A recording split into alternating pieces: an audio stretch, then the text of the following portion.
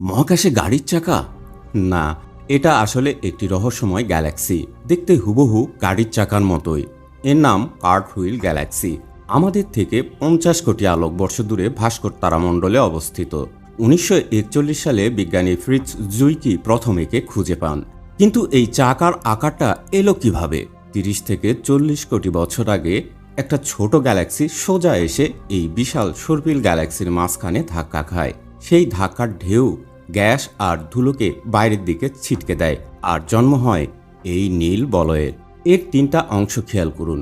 মাঝে পুরানো তারার উজ্জ্বল কেন্দ্র, চারপাশে বিশাল বলয় যেখানে প্রতি বছর জন্ম নিচ্ছে নতুন নতুন নক্ষত্র, আর মাঝে কয়েকটা আঁকাবাঁকা স্পোক, একদম আসল চাকার মতো।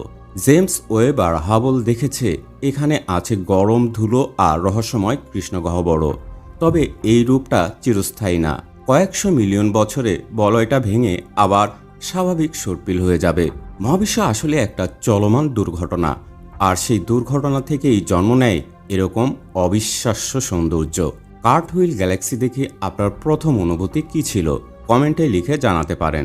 আর মহাকাশের এরকম আরও গল্প পেতে চ্যানেলটা সাবস্ক্রাইব অথবা ফলো করে রাখুন।